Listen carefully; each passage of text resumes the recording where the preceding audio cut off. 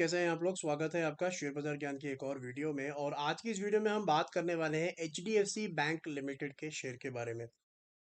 देखिए, HDFC bank का जो शेयर है वो लगभग 1600 रुपये के करीब है। और पिछले 2 साल में शेयर ने 0% रिटर्न दिया है, 0%। ये एक जो 0% का फैक्टर है, this is more of a ball park picture.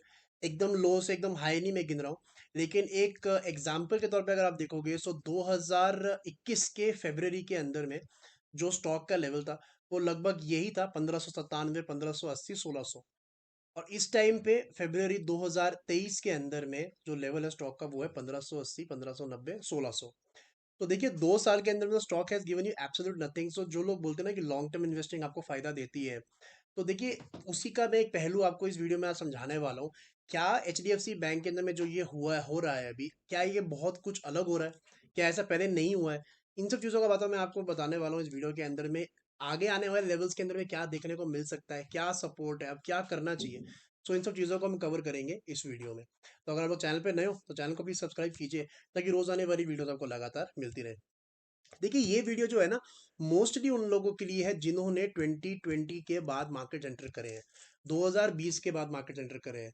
जब कोविड आया था, कोविड के बाद में 7,500 का बॉटम लगा के मार्केट बराबर ऊपर गई है। उस टाइम पे HDFC भी 700-800 रुपए के करीब गया।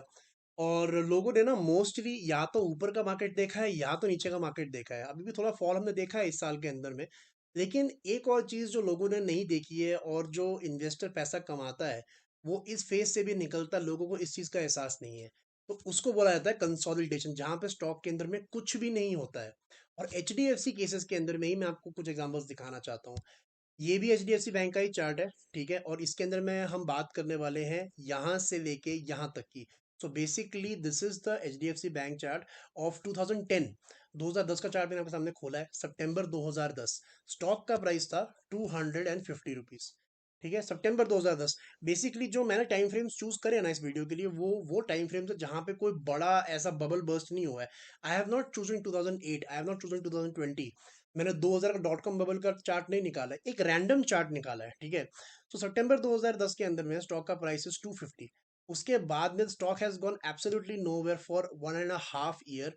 और जून 2012 के अंदर में भी स्टॉक का जो लो है उस हफ्ते का वो लगभग 240 रुपए का है। एक हफ्ता पीछे जाओगे तो 245 की क्लोजिंग है स्टॉक की, ठीक है। सो फ्रॉम सितंबर 2010 टू मई 2012, सितंबर से सितंबर 1 साल, और उसके बाद में ऑलमोस्ट आई थिंक 8 महीने, 20 महीनों तक स्टॉक कहीं पे भी नहीं गया है, ठीक है। एक और एग्जांपल मैं आपको देना चाहूंगा इसके बाद में, इमीडिएट बाद 2012 के बाद में। So we are gonna look from here to here. ये दोबारा HDFC बैंक का ही जो है चार्ट है। और यहाँ पे हम देख रहे हैं नवंबर 2012 से लेके नवंबर 2012 में जो स्टॉक का क्लोजिंग है दैट इज 350। और वहां से दोबारा से एक जर्नी स्टॉक ने दिखाई है। ये वीकली कैंडल्स है सारी की सारी। Up till you can see April 2014 the closing is 358। So from November till April 2014 again एक लगभग 19 महीने की जर्नी, स्टॉक कहीं पे भी नहीं गया है।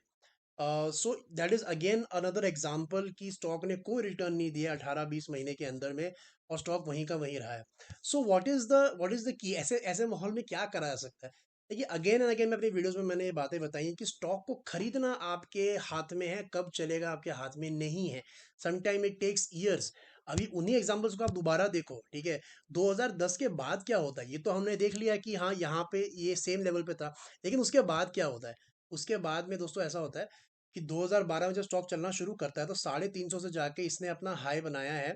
ये 2010 वाला है, राइट। सो 250 रुपये से इसने अपना हाई बनाया है अराउंड 350। तो 100 रुपये का मूव इसने अगले 1 साल में ही दे दिया है। 1 साल में भी नहीं, लगभग 6 महीने के अंदर इसने दे दिया है। तो 250 से आप देखोगे तो 40% का रिटर्न जो है स्टॉक ने आपको अगले 6 महीने के अंदर में दे दिया है। उसके बाद में अगर आप 2014 का एग्जांपल लेते हो, this is also very interesting. 2014 का अगर आप एग्जांपल लेते हो जहाँ पे स्टॉक कहीं पे भी नहीं गया है, 350 से स्टॉक जो है अगले कुछ ही महीनों के अंदर में 520 चले जाता है। वहां से 50% का रिटर्न दे देता है आपको। अगर आप HDFC बैंक को अभी भी जाके किसी वेबसाइट पे जाके चेक करोगे और पिछले 5 साल के रिटर्न्स देखोगे, अभी भी 66% रिटर्न आपको स्टॉक दे चुका है। इसका मतलब ये नहीं है कि स्टॉक 60% चला जाएगा जब आप खरीदोगे। आपको पेशेंस दिखाने पड़ते हैं। इन्वेस्टर की ये क्वालिटी कोई कभी एस्टिमेट में नहीं लेता है, कितने पेशेंस दिखाने पड़ते हैं उनको, कि 2-2 3-3 साल स्टॉक कुछ नहीं करता है, लेकिन वो एक ही साल के अंदर फिर आपको इतने रिटर्न दे देगा कि पिछले 3-4 साल को वो कवर अप कर लेगा। तो this is the point of this video. अभी भी मेरा ये मानना है कि स्टॉक के अंदर कंसोलिडेशन चालू है। 1588, आई थिंक 1560 रुपये का एक स्ट्रॉन्ग सपोर्ट है। 1560 टूट भी जाए तभी भी 1350 पे एक स्ट्रॉन्ग सपोर्ट है। बेचना नहीं है, खरीदो, डेफिनेटली खरीदो। ये स्टॉक दोबारा जाएगा 2200 2400 6-8 महीने के अंदर ही। कब जाएगा वी डोंट नो। ये जो पीरियड है 2 साल का, थोड़ा खिंच गया है, एग्री कि 18-20 महीने तक तो ठीक है, लेकिन अभी 24 महीने हो चुके हैं। It might take another 6 months, you never know. लेकिन उसके बाद जब बढ़त आएगी, तो अभी आपके 3 साल के रिटर्न जो है ना 6 महीने में ही पूरे कर देगा। So I hope you got the point, especially those who are entering the markets after 2020, because मेरे को तो इस मार्केट में लगभग 10 साल हो चुके हैं और मैंने साइकिल्स देखे हैं थोड़े। So I know this phase happens. लेकिन जो लोग अभी नए हैं उनके लिए I think this is going to be very very important. So I hope you got my points. कोई सवाल है आपका तो आप कमेंट सेक्शन में डाल सकते हैं। मैं मिलूंगा आपसे अपनी अगली वीडियो में। तब तक आप अपना ख्याल रखें and all the best guys.